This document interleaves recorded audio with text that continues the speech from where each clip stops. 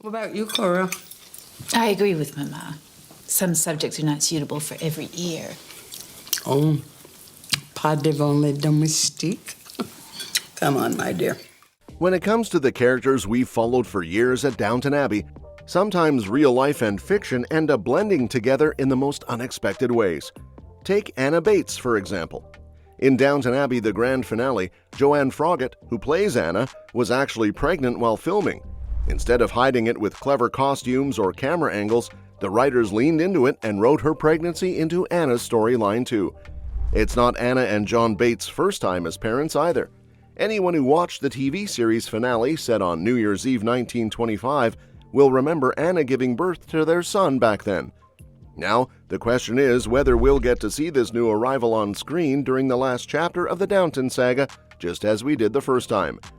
And speaking of family matters, there's another big thread that could shake things up: Cora's side of the family. Before we even met her in Season 1, Cora, the Countess of Grantham, had already used her American heiress fortune to save Downton from financial ruin. But she's not an only child. Her brother, Harold Levenson, along with their mother Martha, made his one and only appearance in Season 4 during the London season, when they came over for Lady Rose's court debut. Since then, Harold's been absent from the story until now. The timing of his return isn't exactly suspicious. It's 1930 in the film, but the reason might be Harold has never been particularly great with money, and given that the Wall Street crash hit the previous year, it's pretty safe to assume he's lost quite a bit. That could explain why he's suddenly crossing the Atlantic to visit Cora again. If part of Cora's fortune is still tied up in Downton, despite Robert's history of bad investments, including that near-disastrous Ponzi scheme, Harold's financial troubles might ripple into the estate's future. The trailer even hints at tension over Downton's future, with Robert Crawley in formal white tie making a speech that ends with, "The future of Downton Abbey is now in Mary's hands." Lady Edith follows it with, "You will be a sensation," as Lady Mary appears in a tiara and an elegant red dress, clearly in the middle of something important. From the looks of it, this finale isn't holding back on drama. The visuals in the trailer set quite a mood too. There's a beautiful street scene, 1930s England, at night, neon signs glowing against wet pavement, vintage cars rumbling past, and umbrellas bobbing through the crowd. Then we're in a grand ballroom, packed with guests in formal dress, the kind of glamour Downton fans love. Mary is seen dancing, enjoying herself, until someone interrupts to tell her, "Lady Mary must go now, she's divorced." Her response? A polite but cutting, "I'm very sorry, I shouldn't have come." And then she leaves. That single moment is enough to confirm for fans that Mary is officially free from Henry Talbot, a development many have mixed feelings about. Some felt their marriage was never truly right, and Matthew Goode's limited availability for the films only made it harder to keep the pairing alive on screen. Whether or not Henry's absence was handled perfectly, divorce is now part of Mary's reality. That brings us to one of the juiciest questions: what exactly caused the split? Historically, it wasn't easy for women to divorce in England, but the Matrimonial Causes Act of 1923 changed that, allowing both men and women to divorce on grounds of adultery alone.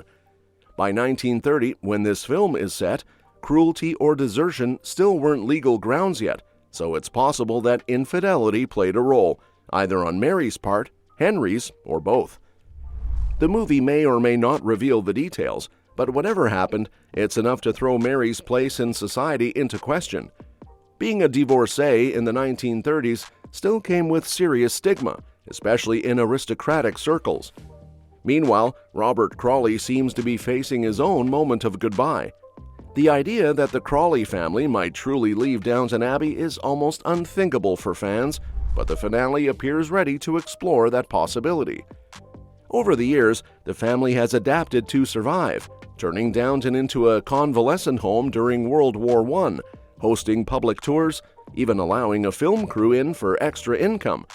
But between the Wall Street crash's impact on Cora's fortune, Mary's changing personal life, and the looming approach of World War II, it's clear they can't rely on tradition forever. The trailer suggests there will be plenty of farewells. Robert might pass the reins to Mary, or perhaps the estate will be sold, maybe even to the National Trust, which could repurpose it as a school, boarding house, or hospital. There's one poignant exchange that really stands out. If Mama were alive, what would she do? The reply? She'd insult everyone cuttingly. It's classic Downton, witty, sharp, and just a little bit sentimental. What's even more surprising is how far Mary and Edith's relationship has come. For much of the series, they could barely be in the same room without sniping at each other, but the trailer shows them seemingly at peace. If someone had predicted that years ago, most fans would have laughed it off. Now, it feels like the perfect note of growth for the finale, showing that old rivalries can fade even in the Crawley household. And while the trailer is packed with emotional beats, one thing it didn't bring back was the original Downton Abbey theme music. For a lot of fans, that theme is practically Pavlovian. It's been the sound of Sunday nights, of comfort, of drama. Still, the trailer seems to be doing just fine without it, racking up hundreds of thousands of views in just hours after release. The phrase, "Long live Downton Abbey," lands both as a toast and a farewell, hopeful in the moment, but tinged with the knowledge that many great estates in the real 1930s didn't survive financially. So, it works on two levels. Inside the story, it's a heartfelt wish for the estate's future. In historical context, it's bittersweet, knowing what was happening across Britain's countryside during the Great Depression. Whether Downton itself makes it through unchanged is still up in the air, but the sentiment is unmistakable. This place matters to the Crawleys, to the staff, and to the audience. Of course, Mary's divorce is likely to be the biggest social challenge in the film. In the 1930s, divorce could push someone to the fringes of high society, which would be especially awkward for the woman who might soon be the head of Downton Abbey. On top of that, Harold Levenson's arrival could bring financial complications. Robert seems to be wrestling with his own private doubts, and the household staff might be facing big changes too. Mr. Carson could be heading for another retirement. Thomas hasn't been spotted in any of the footage yet, and Anna and Bates, aside from the happy news of a baby, seem to be keeping their cards close to the chest. Even with all these hints, there's still a lot we don't know. That's part of the excitement.